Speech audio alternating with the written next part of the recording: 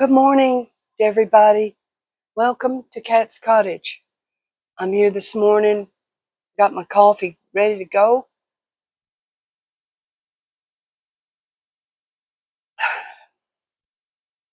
Just trying to get back on my feet from this flu. Yesterday morning, I felt so bad, I just couldn't make a video.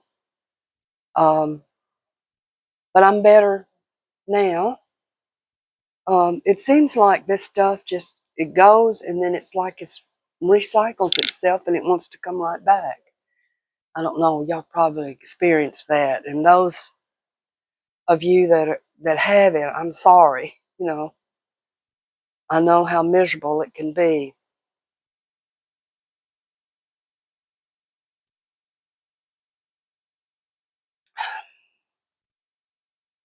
So now I see on television that they're gonna let out all the information that they think we've been dying to know. But this generation now doesn't know about all those people of those files they want to let loose. They don't. We remember our age and older. We remember it, but they don't care about it really. And but none of it that they say will be a surprise. We all sort of know what happened. And when I was a little girl, I was just loved the Kennedy, loved him, and I guess everybody else did too at the time. And I was too young to know about uh, the sex part of it with Marilyn Monroe. Um, they were, from what I gathered as I got a little older, that they were just sort of passing her around to the Kennedys, and she didn't like that.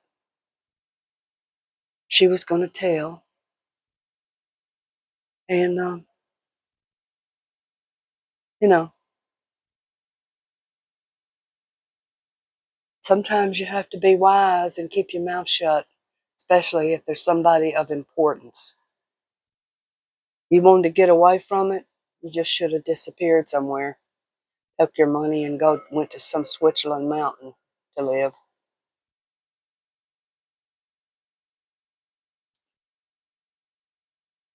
Well, she was kind of my idol, and I didn't like it that they killed her. Thought that was unfair.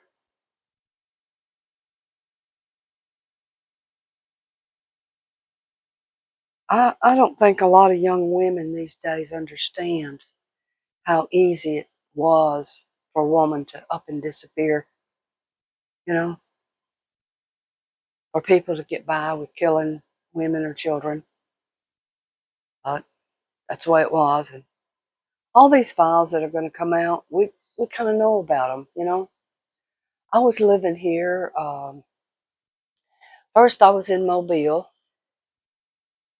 when Luther King was there doing his marches in Alabama. And I know how the adults felt and how the news went and all. I watched it all. Uh, and Then I moved to Memphis, and he came to Memphis. And I was here whenever he was shot. And I remember how it was for the police department. And none of it was easy on both sides. It wasn't easy for the white people, and it wasn't easy for the black people. But we all know, how that went down. Um, it's just, you kind of look at him as that Zuzinski man, that President Zinsky, Ukrainian, putting himself out there kind of as a target, and that was what was going to happen. It'd be a nice world if it didn't. None of that happened. And I pretty much put things together, as I got older, what happened. And yeah. And they say on there, oh, what will you do if you find out if the government killed this one, and then they killed this one, and they killed all the Kennedy family, and blah. And then we already know, us older ones already know. Uh, our country is not above doing things like that. And there's jealousy. Johnson was just so jealous of the Kennedys. Um, and he was tangled up with the mafia. Um, so it's not going to really surprise all of us. And really, people our age, we just like it to go away. Just go. It's done. They've gone on. Let sleeping dogs lie. But they got to do it. They just got to do it. Now, I think that the people that did things to Trump, I think they need to be found out. That's who they need to be focusing on, and get those people out of the government. There are going to always be people in the government that are evil, and they're going to do things to undermine the good. That's just the way the earth is. Um, I don't know if I'm explaining all this right, but um, I think Trump is too nice. He's too nice to people. Um,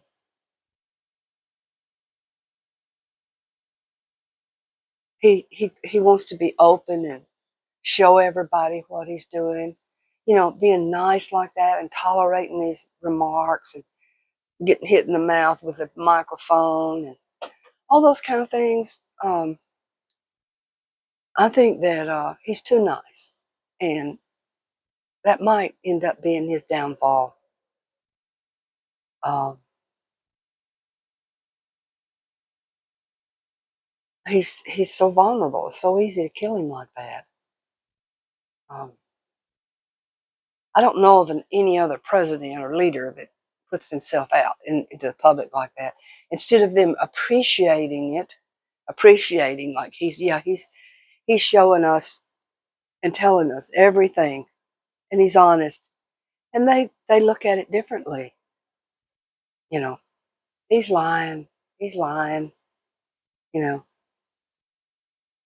so they're gonna say that even if he's not, or even if he tells them everything that's going on or not. And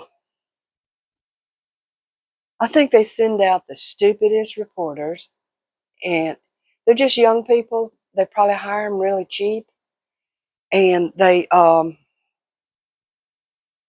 probably get a little money for their photos and their little story that they sell to some station or some, you know, news program. And so they're pushing and shoving and asking stupid questions and that they've been told to ask, and it just makes that generation look really ignorant, like they didn't get an education. Uh, but anyway, I guess that's all I'll say about that. Uh, the only thing that I don't have knowledge about with those old files would be the Diddy, the new thing. I don't I don't know a lot about that. I know that I do know he was a rapper. Maybe I just what I might know. I don't know if it's true. He was a rapper and he had a lot of money, so he could get all the women he wanted, and they would come to his place, and he would give them money, and and I don't know what all went on, but totally exaggerated. Just like, heaven forbid that one of these movie stars die now, because if they do, man, they'll go on and on and on with fake stories about that person in their lifetime. Why does blah blah blah? Their stories are, they they think they do it for the money, and they do. That's why they do it, for the money, to have a video and make money. But where do they go after they've lied so much on this one person? Where do they go with it? They can't go no further with it. Now, you know, this guy had all these bodies in this tunnel, him and his wife, and they died together. That was their choice. That was their choice. You know, he was 95, maybe 96, finally had a heart attack. She grieved so bad, she took drugs and killed herself. Nobody knew for weeks on end. They laid up in there dead. Why make something bad about that? They can't even get rest in death. And I've known quite a few people that's had tunnels in the bottom of their houses. It wasn't long ago that I, up in East Tennessee, they showed me they had a door on the floor in the hall, and it was a tunnel in there, and it was natural. It was a natural tunnel, and somebody had built a house on it and was going to use the tunnel as a cold storage, in a safe place to get. And there's nothing wrong with that. you know, they're not doing anything bad down in there. They got what they got. Maybe they're storing their wine in there, homemade wine or whiskey or groceries or clothes. Maybe she's putting her fur coat down there. I don't know. But so what? So what if they had a cave in the bottom of their house? I think if I lived out in the desert too, I'd have a cave in the bottom of my house to cool off. Speaking of that, remember how the old people, the OPs, as realtors say, we're buying this OP house. They don't want to say old people's house. Anyway, what I was going to say is, remember how the OPs dug in the ground or on the hillside and made a underground cave, and they put their canned products in there, and they had a door on it, where you could go in and out in the summer and get in there and cool off. It's too hot. Let me get in there and drink some cool water that's in there and cool off. Last one I went into, I think it was Mississippi. It was near the Mississippi National Park, and I had bought some land there, and stopped in on this supposedly going to be my neighbor. I was going to build a house there. Never did. But he had a root cellar, and that's where he was when we pulled up. And he said, come on back and cool off. Let's get a cold drink of water and cool off. And I thought, okay, he's going to take us to a shade tree. Well, no, he took us down into his, root cellar down in there. And boy, was it cool and was it nice. It was just dirt floor, dirt, it was so dirt. And it was nice.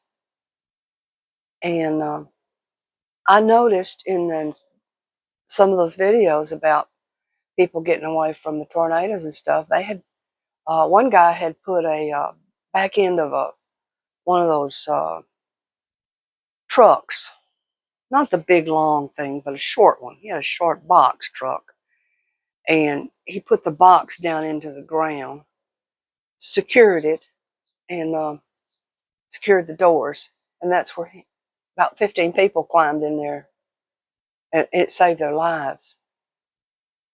But you know,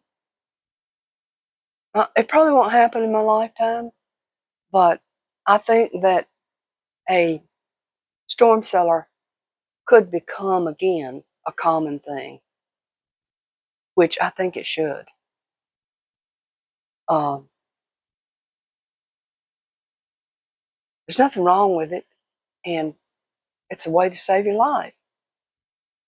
You won't be able to save your house, but my thoughts is make another one on the side that's a little bit, big enough to put your car into. Because if you lose your house and everything you own, and you've been saved in a cellar, and you come out, what are you gonna do? You on foot, you got groceries that you put in the cellar, and you got a place to sleep in the cellar, but you're on foot. So you might ought to build one down in the ground for your car. But I'm crazy. If I had the money, I'd start getting somebody to dig, you know? I got a kind of a hillside up here, right up here, this front, in my front. I would have that dug out and have it, to the street. If anybody, they had to knock on the door first because I'm going to lock it. All y'all neighbors had to be nice to me.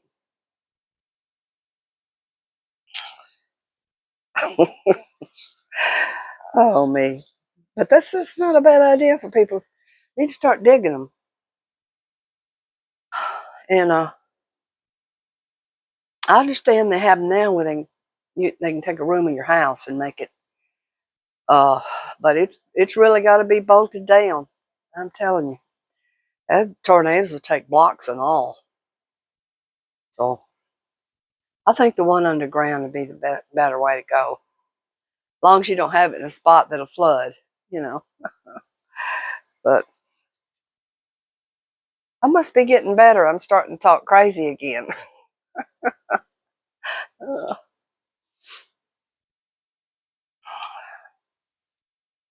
I got the ocean on this morning. I used to go in the winter even down to the beach and enjoy the beach. Now, when I lived Dolphin Island, actually I lived in where did I live? Dolphin Island. Gosh, that name just left me. Anyways, a little French village used to be there, and I had the sort of had the beach to myself. I had to walk down a sand road to get to it, but then I could have the beach, excuse me, all to myself. Practically, I mean, it wasn't like I wanted it to myself, but I was just, and it was much like this. And that's just, I would just sit on the pier that my daddy built.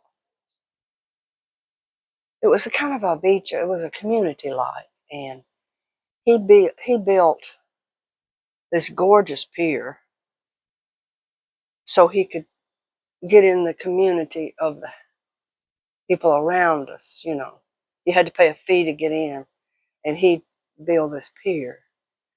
And of course, I thought that was taking advantage of my daddy. I thought that was taking advantage. Just pay him for the pier. Just pay him money he needed for his family for the pier. But anyway, I'd go down there. I'd fish a lot, and I'd go down there and mostly sit and watch. And you know, I'd collect charcoal so I could do some drawings with charcoal. You know, and but yeah, I would sit and watch that, and it looks like the tide's coming in. I would sit and watch that. Uh, didn't realize how rich I was to have a whole beach to myself. As a young girl, I just figured it was something that was there and nobody else was interested, but I was. And but anyway, um, I don't even know what I've talked about silly stuff this morning. All that stuff about the files they put out, and what else I talking about? Just foolishness. Sometimes you can talk about things and people don't really believe what you have to say. They're so far-fetched, you know. And but anyway, that's beautiful there. I think people who are born in certain places are drawn back to that environment um, every once in a while. I'm drawn to the beach and the ocean because I was raised there. So I'm drawn back. And once I get there, and um, I just try to soak it all in, you know, take it all in because I know I can't stay. And but yeah, that's that reminds me so much of a young girl. Um, but anyway, I just wanted to say hello to everybody. I don't have anything else to talk about. What I probably said, nobody believes anyway. Um, or they've taken it the wrong way. But I guess I'll let y'all go, and hopefully tomorrow, or us that are sick, will get better each day. I certainly hope so. Um, Finally, if I can get this stuff out of my system, I can get better, you know. Uh, but anyway, y'all all take care. And I'm trying to think about anything anybody asked me. They've asked me some things, I know. Um, Probably about my personal business. I've had 3 children. I think that was one of the questions. I had 3 daughters. Oh, I think. That's all I can think of. When I read a comment, I'll think, okay, I'll answer that in the morning when I drink coffee. But it looks like I forget it. Some of them I can remember, some I forget. But yeah. Um,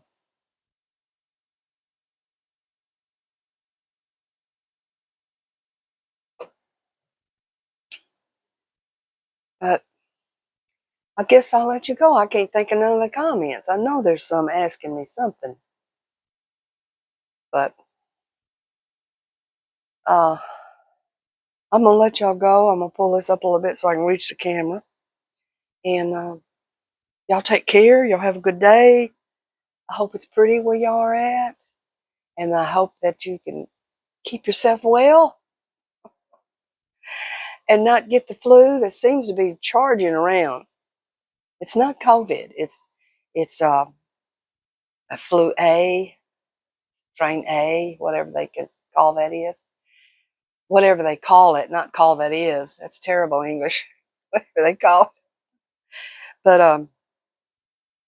anyway, I'm gonna let you go because my brain's going to sleep or going dead, or I don't know. I'll talk to y'all later. Bye.